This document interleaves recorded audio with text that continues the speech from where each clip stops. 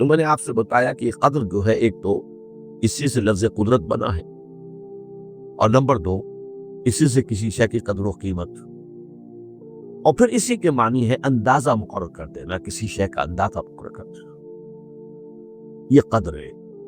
اللہ نے ہر چیز کا ایک اندازہ مقرر کر دیا ہے، اور قدر مقادیر مشکات شریف میں ایک پورا باب ہے ایمان بالقدر، اس کا عنوان ہے صحیح معنی ہے۔ تو پہلی حدیث کیا ہے؟ مسلم شریف کی روایت ہے، عبداللہ ابن عمرو بن العاص رضی اللہ تعالی عنہما، حضرت عمرو بن العاص جو بڑے سرداران قریش میں سے تھے، بڑے سیاستدان تھے اور بڑے بہادر انسان بھی تھے، ان کے بیٹے ہیں عبداللہ، اور بڑی دلچسپی کی بات یہ ہے کہ باپ اور بیٹے کے مزاج میں بود المشرقین تھا۔ وہ تھے جنگجو اور سیاستدان اور بڑے سرداروں میں سے، یہ تھے انتہائی زاہد و عابد، انتہائی زاہد و عابد۔ انہی کے بارے میں آتا ہے پوری رات کھڑے رہتے تھے نوافل، اور ہر روز روزہ رکھتے تھے، جس پر حضور نے یوں کہنا چاہیے کہ ڈانٹ پلائی۔ آپ کو اطلاع ہوئی، آپ نے بلایا، یا عبداللہ اولم اخبر انک تقوم اللیل و تصوم النہار تصوم الدہر، کیا مجھے یہ خبر نہیں دی گئی ہے؟ یعنی مجھے یہ خبر ملی ہے کہ تم پوری رات کھڑے رہتے ہو، نماز پڑھتے ہو، تم ہر روز روزہ رکھتے ہو۔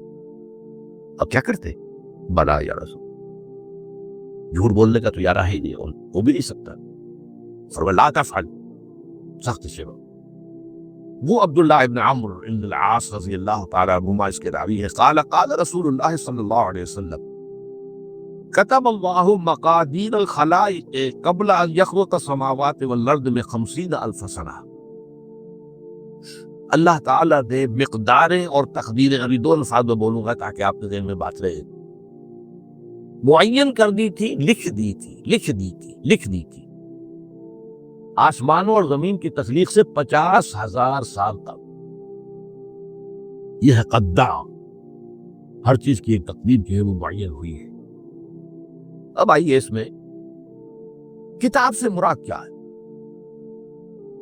جو آیت میں نے دوسرے نمبر پر پڑھی آج، سورہ حدید کی آیت، ما اصاب بمصیبۃ فی الارض ولا فی انفسکم الا فی کتاب من قبل ان نبرأ۔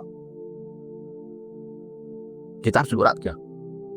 نہیں پڑتی تم پر کوئی مصیبت، کوئی تکلیف، نہ زمین میں نہ تمہاری جانوں میں، زمین میں سیلاب کا آ جانا، زلزلے کا آ جانا، کوئی اور اس طرح کی عمومی ہلاکت کا آ جانا، عمومی تکلیف کا آ جانا، تمہاری جان میں اچانک جو ہے تشخیص ہو گیا کینسر ہے، اچھے بلے تھے، ٹھیک ٹھاک چل رہے تھے، کوئی معمولی سی تکلیف ہوئی، انویسٹیگیشن کیا تو معلوم ہوا تو کینسر ہے اور وہ کافی بڑھ چکا ہے۔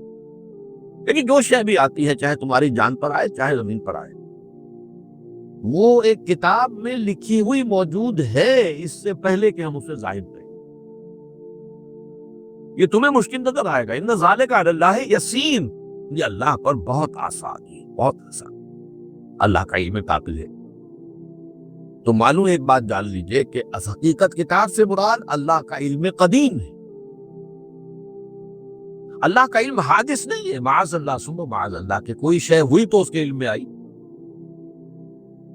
یہ ہمارے ہاں بعض گمراہ فرقوں کا عقیدہ ہے، اسے بدع کہتے ہیں کہ اللہ کے علم میں بدع بھی ہے، یعنی کسی واقعے کے ظہور کے بعد اس پر کسی شے کا منکشف ہونا، معاذ اللہ ثم معاذ اللہ، یہ شان خداوندی سے بہت بعید ہے۔ وہ تو عالم ما کان و ما یکون ہے، جو بھی کچھ تھا رہا ہے آج تک ہمیشہ سے ہے، اور جو بھی کچھ ہوگا وہ سب اس کے علم میں آنے واحد میں موجود۔ آنے واحد، یہ آنے واحد کے لفظ کو اچھی طرح سمجھ۔ مجھے سب سے پہلے تجربہ ہوا تھا، یہ سن میرا خیال ہے کہ 67-68 کی بات ہے، میں نے پہلا ہوائی سفر کیا تھا لاہور سے کراچی۔ اس وقت فوکر چلتا تھا، فوکر فرینڈشپ، چھوٹا جہاز پہ چڑیا والا، اور کرایہ 90 روپے تھا نائٹ کوچ کا۔ آپ تصور کیجیے۔ تو میں، چونکہ مجھے جغرافی سے دلچسپی ہے اور فوکر زیادہ اونچا نہیں ہوتا، تو میں دیکھتا جا رہا تھا کھڑکی سے، اس وقت ہم کہاں پہنچ گئے، اب کہاں پہنچ گئے، اب جو روشنیاں نظر آ رہی ہیں کس شہر کی ہیں، یہ اکھاڑے کی آ گئی، یہ ساہیوال کی آ گئی، یہ آگے اور آگے آئی۔ ایک دم میں نے دیکھا کہ 3 شہروں کی روشنیاں بیک وقت دیکھ رہا ہوں، لودرا، باولپور، سبا سٹا۔ مجھے خیال آیا کہ جب میں ٹرین سے سفر کرتا ہوں کراچی جاتا تو لودھرا پہنچتا ہوں تو میں سمجھتا ہوں کہ ابھی بھاولپور آدھا گھنٹے بعد آئے گا، وہ مستقبل کی شے ہے میرے لیے۔ بھاولپور پہنچتا ہوں تو لودھرا میرے لیے ماضی کی بات بن جاتی ہے، آدھے گھنٹے پہلے لودھرا آیا تھا، اور آدھے گھنٹے کے بعد جو ہے سمرسٹ آئے گا، وہ میرے لیے مستقبل بن گیا، لودھرا ماضی بن گیا۔ لیکن اس بلندی پر میں بیک وقت دیکھ رہا ہوں لودھرا کو بھی اور بھاولپور کو بھی اور سمرسٹ۔ یہ معاملہ جو ہے اس کو 1 ملین بلین سے ضرب دے لیجئے، اللہ تعالیٰ اس بلند مقام سے دیکھ رہا ہے جہاں اس کے مشاہدے میں، اس کے علم میں ماضی اور مستقبل کا بھی سوال ہے۔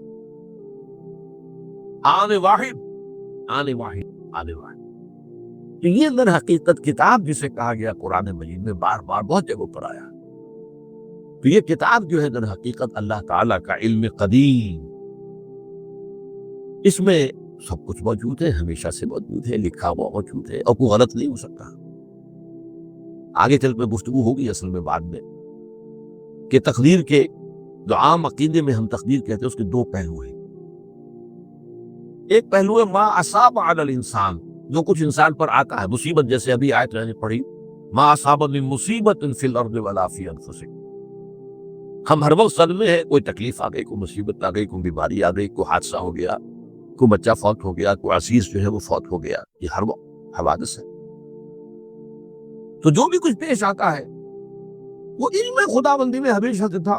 یہی وجہ ہے کہ ایک اور حدیث ہے ابن الدیلمی سے، لمبی حدیث ہے وہ، لیکن اس کے اندر جو آخری ٹکڑا ہے وَتَعْلَمَ، یعنی انسان کے نجات کے لیے لازم ہے کہ یہ بات بھی تم جان لو انما اصابک لم یکن لیخطئک وانما اخطأک لم یکن لیصیبک ولو مت علی غیر ھذا، اگر تم اس کے سوا کسی صورت پر ہوگے تو جہنم میں داخل ہو جاؤ گے، دخلت النار۔ یہ جان لو کہ جو چیز تم پر آئی وہ آنی ہی آنی تھی۔ دیکھیے ہوتا کیا ہے، کاش کہ میں اگر یوں کر لیتا تو یہ نہ ہوتا، بس یہی ایمان بالقدر کے منافی۔ جو ہوا ہے وہ اللہ تعالیٰ کے ہاں تو پہلے سے طے تھا، ہونا ہی تھا۔ تمہاری کوئی تدبیر، کاش کہ میں اس وقت یہ کر لیتا، یہ لو، اسی لیے ایک حدیث میں الفاظ آئے ہیں ان کلمۃ اللو تفتح عمل الشیطان، اس لو سے کاش اس سے شیطانی عمل شروع ہو جاتا، کاش کہ یہ ہو جاتا، کاش میں یہ نہ کرتا، کاش کہ ہو جاتا، تو یہ نہیں۔ تعلم انما اصابک لم یکن لیخطئک، تو جان لے اس بات کو کہ جو چیز تم پر آئی ہے وہ ہرگز ٹلنے والی نہیں تھی۔ کوئی تدبیر تم کر لیتے، کوئی کسی وقت کوئی ہیلا کر لیتے، کوئی تم قدم اٹھا لیتے، کچھ بھی کر لیتے، وہ تو آنی ہی آنی تھی۔ وما انما اخطاک، جو چیز تم سے چھوٹ گئی، رہ گئی، نہیں ملی۔ ایک ویکنسی ایڈورٹائز ہوئی تھی، آپ نے بھی درخواست دی تھی، آپ کو نہیں ملی، اب آپ گو ہو، کاش کہ میں نے فلاں سے سفارش کرا دی، وہ بس گئے۔ تو جو چیز چھوٹ گئی اور چھوٹ جانی ہی تھی، اس میں قطعاً جو ہے کوئی شکل، کوئی تدبیر، کوئی سفارش، کسی طرح کا کوئی بھی ہیلا، کوئی جو ہے اس میں کارگر نہیں ہو سکتا تھا۔ لم یکن لیصیبک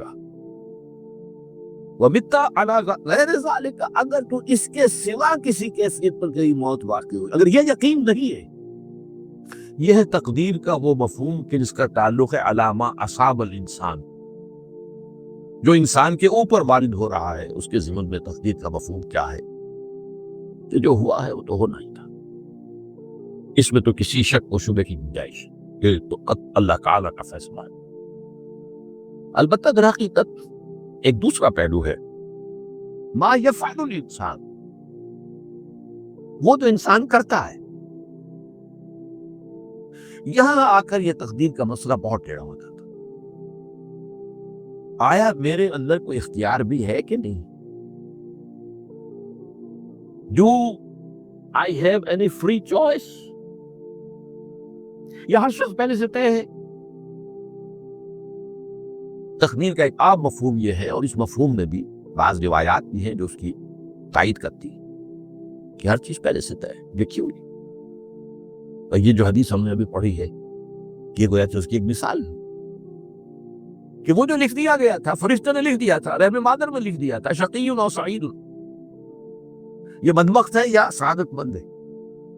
تو ایک شخص پوری عمر نیکی کے کام کرتا رہا، آخری وقت میں آ کر کوئی ایسا حادثہ پیش آ گیا کہ وہ اہل جہنم کے سے کام شروع کر دیا اور جہنمی ہو گئے. یا ایک شخص ساری عمر جو ہے جہنمیوں کے سے کام کرتا ہے، آخری وقت میں آ کر کوئی ایسی توفیق ملی، کچھ ایسا معاملہ ہو گیا، توبہ کر لی اور اس نے جو ہے اہل جنت کے سے اعمال شروع کر دی ہوتی ہوئی. تو یہ جو ہے علامہ اصابک کا علیحدہ بات ہے، اور علامہ یفعل الانسان، انسان کیا کرتا ہے اس میں اس کی قدرت کتنی ہے. اور یہ ہمارے ہاں فلسفے کا بڑا مشکل موضوع ہے، اسی کا نام ہے جبر و قدر. ہمارے اسلاف میں بھی کچھ لوگ ایسے ہیں متکلمین میں سے، لیکن ہمارے ہاں ایک وہ لوگ ہیں کہ جو اس پر قناعت کرتے ہیں کہ جو اللہ نے کہہ دیا اور رسول نے کہہ دیا، اس سے آگے ہم مین میخ نہیں نکالیں گے، وہ محفوظ راستے پر ہوتے ہیں. لیکن بہرحال انسان کو اللہ نے ایک عقل بھی دی ہے، اور یہ عقل سوالات اٹھاتی ہے، اور جو زیادہ ذہین انسان ہوتے ہیں ان کے اندر ان کی یہ مصیبت زیادہ ہوتی ہے، لہٰذا وہ تو سوچتے ہیں، نہ کچھ غور و فکر کرتے ہیں، بات سمجھنے کی کوشش کرتے ہیں. اس میں اب ہمارے یہاں دو طبقے ہو گئے، جبریہ قدریہ. ایک نقطہ نظر یہ ہے کہ انسان مجبور ہے محض، کوئی اختیار نہیں. اور ایک یہ ہے کہ انسان قادر مطلق ہے، جو چاہتا ہے اپنے فیصلے میں مختار مطلق ہے، تو فیصلہ کرتا ہے. انہیں قدریہ کہتے ہیں. تو جبریہ اور قدریہ ان کی بحثیں ہمارے یہاں، یہ وہی تقدیر کا مسئلہ جو میں نے کہا تھا، بحثوں میں آ کر انہیں آج تک حل نہیں ہوا، حل ہو سکتا ہی نہیں. اب اس کے ضمن میں علامہ اقبال کا ایک شعر آپ کو سناتا ہوں، وہ بہت اچھا لگتا ہے، بہت خوبصورت لگتا ہے شعر ہونے کے اعتبار سے. تقدیر کے پابند جمادات و نباتات،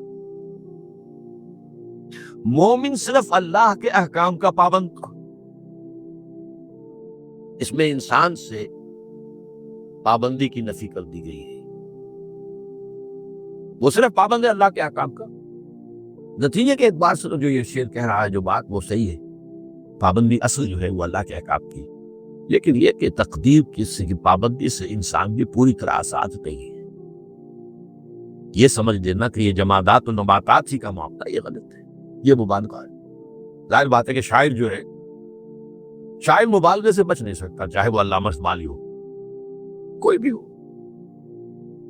اسی لیے سورہ شعراء کے اندر جو عام شعراء کی جو صفات بیان ہوئی ہیں وہ آپ کے ذہن میں آ گئی ہو. مبالغہ کرتے ہیں، فی کل واد یہیمون انہم یقولون ما لا یفعلون، وہ کہتے بھی وہ کچھ ہے جو کرتے نہیں ہیں. اور یہ بات تو علامہ اقبال پر بھی چشمہ ہوتی ہے. بہرحال یہ شعر ذرا پھر نوٹ کیجئے، تقدیر کے پابند جمادات و نباتات، مومن صرف اللہ کے احکام کا، بات صحیح نہیں. انسان بہت سے اعتبارات سے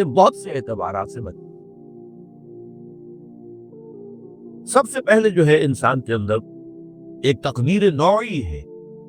نوع انسان، چھوٹی سی چڑیا اڑتی پھرتی ہے، انسان نہیں اڑ سکتا.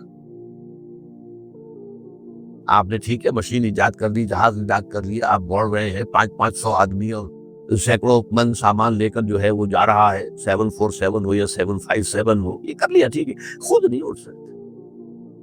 اب کیا کریں گے آپ؟ یہ تقدیر نوعی ہے. سپیشیز، ہر سپیشیز کے لیے اللہ نے ایک اندازہ مقرر کر دیا ہے، اس اندازے ہی میں رہے گا، اس سے باہر نہیں جا سکتا.